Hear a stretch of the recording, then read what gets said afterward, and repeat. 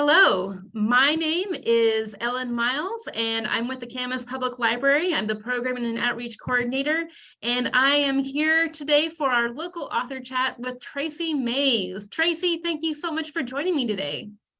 Thanks for having me, Ellen. This is a great experience. Thank you.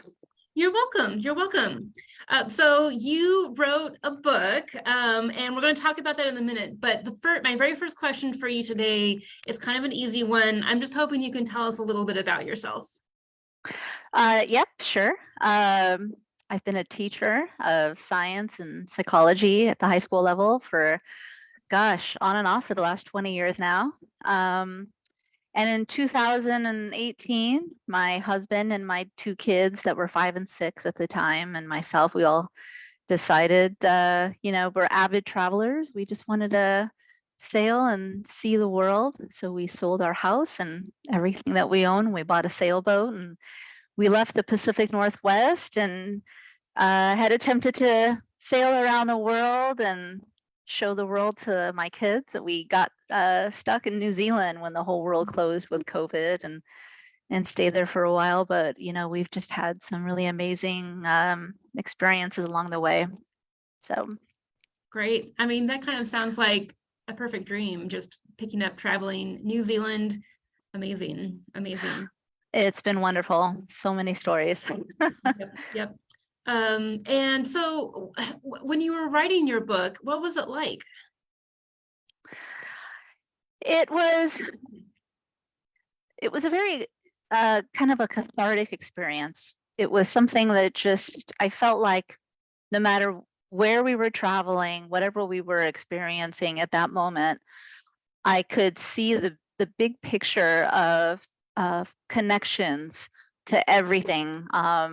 This strange big picture feeling inside of me always of how everything was connected and tied together and meaningful in its own way. But I just felt like, oh, wow, this is important for this reason. I would sit down and, if you will, like a chapter of a book, I would just write it quickly, all typically in one sitting. Sometimes I would be on watch at 3 o'clock in the morning, and I'd have my cell phone in my hand, and I wrote most of my chapters on a cell phone. And it would just come to me, and I was fortunate. I had that time to reflect on everything and what I wanted to get from it. And I just always felt like I wanted to share that with friends and family. And that's kind of my inspiration of where that started from. Wonderful. So once the book was written, how did you get the book published? So I had gradually written each chapter over a couple of years. And after that point, as I was sitting in New Zealand, I wrote a little bit more, and I kind of put it all together for a timeline, like a journey of the adventure. And I put it all together into a PDF document, and I couldn't believe how simple it was. Where I was self-published. I put it together in this document. I met with a place in New Zealand where we were docked called JOP Printing, and they were wonderful. And I just said, listen, can you help me, bind this or do anything further with it? And they were happy to help. So they did that. And I, at that time, had intended to just, make some copies for myself, my family, family members back home that wanted copies of it, something for the coffee table. And mainly in 40 years where I'm sitting there scratching my head going, now, where was it that I went again? And, where I'm trying to think of the details, it was almost more for that as well. And so it was really simple to do that first step. And I just shared on Facebook with some friends and family that, wow, I can't believe I just did this. And they all said, where can I get a copy of it? And I thought, oh no, it was very expensive to print, that one-off copy of the book, and then to ship it from New Zealand to get to them was, super expensive. So a friend of mine says, well, you can go through Amazon and be a self-publisher as well. So, and they said it's really simple. So I checked it out. And I was really surprised at how quickly I was able to take that document and a cover and boom. So I thought, why not do it that way so that anybody that wanted a copy, it's pretty simple to just go on and order it. So That's great. And is that they only print as many copies as ordered? yeah, That's great. so yeah, and then it's on so you have paperback, it's available also on your e-readers. So Very good. And yeah. we'll make sure to put a link to your Amazon page in the show notes also, so people Okay. can. Awesome. Thanks, Ellen. Yeah. Was there anything that surprised you during the whole process of writing, publishing? Just, the fact that I was writing anything down. I mean, I'd have to say that it just is something that I didn't expect to be doing.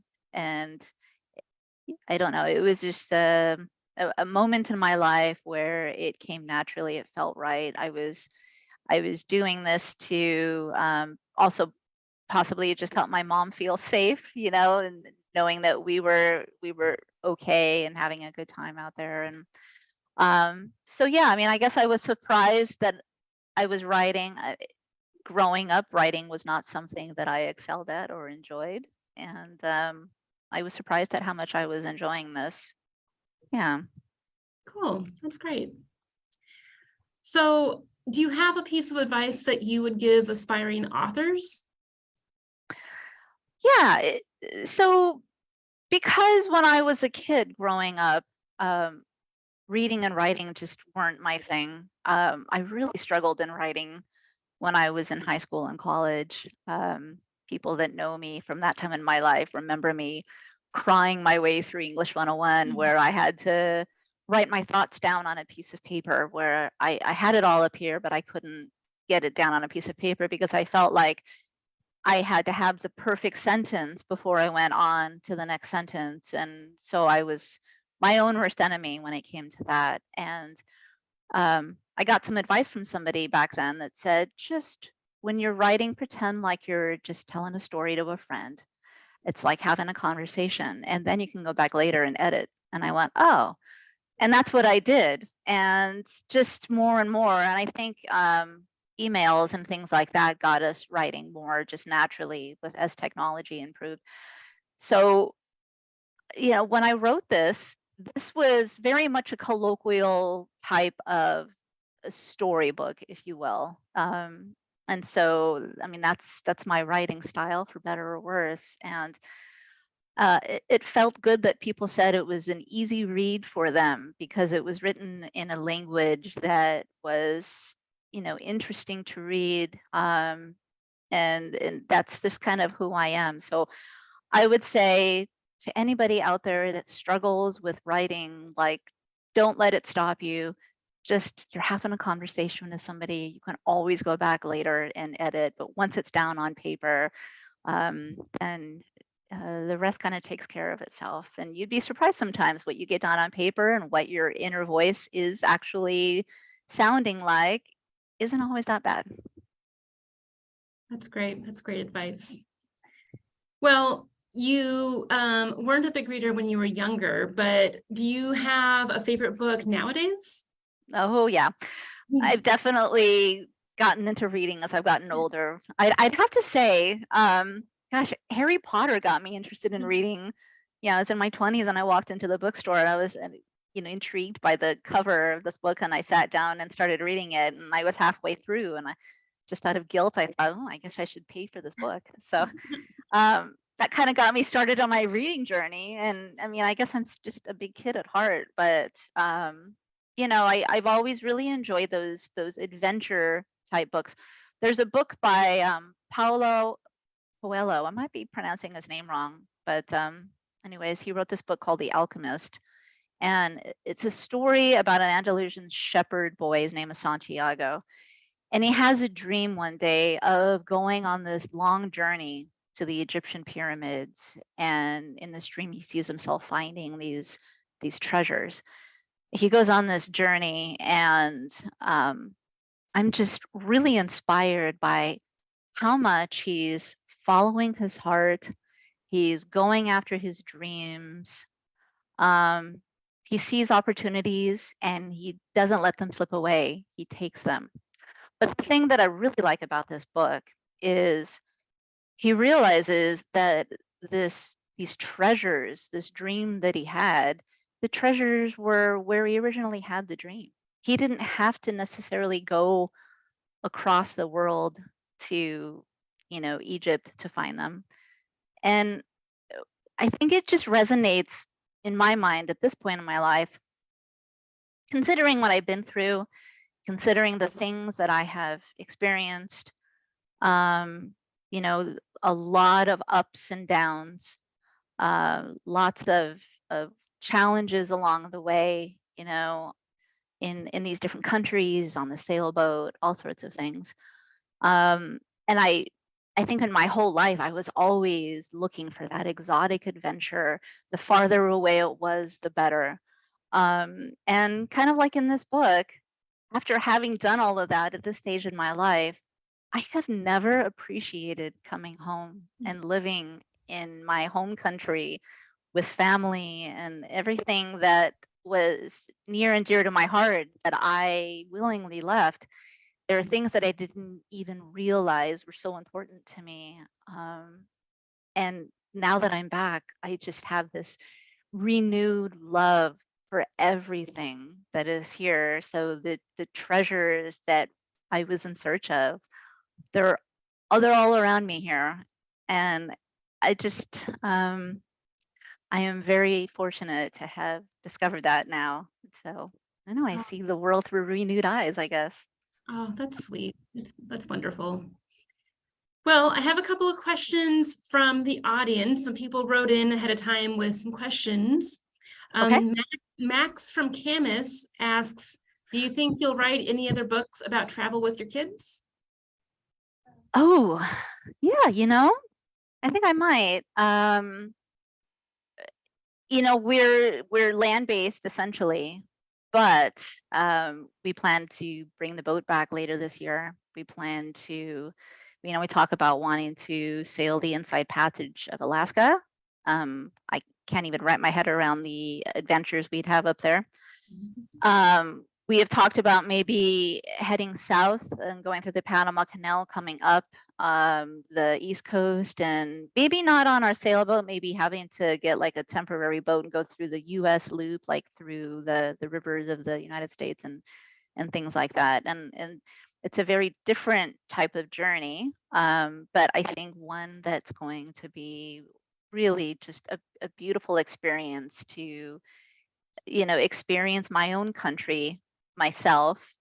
Ironically, I've been to, I don't even know, 25 countries, but I haven't seen so much of my own country. So to answer your question, I think that there's a lot of adventure left ahead of me. And as I'm settling back in now, I'm starting to think about, would there be people out there in my role, like what we're doing as cruisers? Would they be interested now in hearing about the transition from cruising back to land life? And I might start talking about what comes next. So this is just the beginning of the next chapter, I think. So yeah. That's right. That's right. All right, one more question. This is from Lacey in Camas. She wants to know, what do your kids think about you writing this book about them? Oh, they love it. Yeah, I mean, like any kid gets excited when they see themselves in pictures or they hear about themselves in stories. It's not something we've done a lot with yet. We don't like sit down and look at it. I don't even have a copy available, at this time. It's still on the boat and the boat's still in New Zealand. So, I think that we're all so focused right now on getting through this transition to, the kids are getting set up back in school again and all of the activities and getting our routine established and whatnot. But I think there is going to be a time where we, a few years down the line, we're gonna have a copy of it sitting in the house and pick it up and be like, oh, look at how, you know, grown up you guys are. Look at what we've done. I look in the mirror sometimes and I think, wow, things that we've done, the things that we've seen, you know, and I say that to the kids every once in a while, and they're 10 and 11 now, and they're young, and I think that they still can understand the scope of how amazing, how blessed we are to have an opportunity to do this when, you know, not many people do. So like any kids, I think that they are really excited to be mentioned and to have experienced this with us. I bet. I bet. Well, so how can people find you and your book? You can find me here in Camas, Washington. The book is on the shelf at the Camas Library. Yay! Thank you so much. You can go through Amazon and order a paperback, or a Kindle version is available that way, and guess we'll get a link out to you for that. Mhm. But yeah. Okay. Wonderful. I was going to ask if you wanted to read an excerpt from your book, but if you don't have a copy handy, that might be a problem. Yeah, I've um, got something that I wrote back in April of 2020. Okay. Yeah, I that'd be can great. I can read a couple paragraphs, and if you like it, it was, you know, we had a lot of questions about, gosh, how is it being on a tiny boat during lockdown, right? Everybody was experiencing lockdown in their own unique way. And they all said, you know, I felt a little stifled just in our home. And how was it with kids on a boat?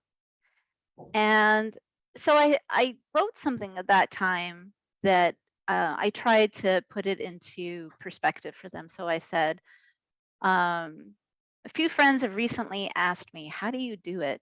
How do you live in isolation on a boat with two little kids?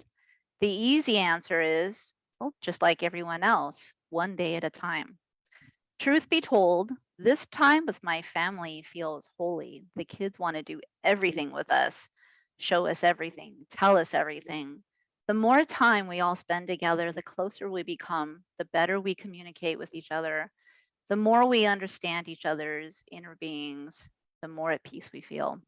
When the time comes that the kids don't want to include us in everything they do, we'll be more accepting of the transition, knowing we got them during these magical years without the distraction and pressure of the rat race. Some may see our 450 square foot of living space as extra difficult during lockdown, but it isn't at all. We cuddle together like a basket of puppies while we read, chat, or have tickle fights in the many cozy crevices throughout the boat. And when we need to spread out, there's more than enough room for multiple activities to take place simultaneously, like separate rooms to concentrate on schoolwork, or a card game in the main salon while a movie is going on in the aft salon, or even sleeping isn't an issue on Not Home. That's the name of our boat, Not Home. As early morning noises up front don't reach the back, and our late night movies don't affect the kids snoozing up front. We turn to Pandora to rock out while we do dishes and projects every day. And we're loving our access to the internet in New Zealand after not having a strong connection the last couple of years. So what should be seen as chores, we make it fun, we do them together, and the kids love it. There's definitely a sense of accomplishment at the end of each day. So that was just a little insight into a day in the life of cruising and living on a small sailboat. Oh, it's not so small. I mean, it's a 55-foot sailboat. So it was home. Love it. Well, thank you for writing a book about your experiences. That's such a unique, beautiful journey, and I bet a lot of people are going to enjoy reading about it. So we will put the book in the library, put the links in the show notes, and I'll see you around in Camas sometime. That sounds lovely. Thank you so much, Ellen. You're welcome, Traci. Bye-bye. Bye-bye.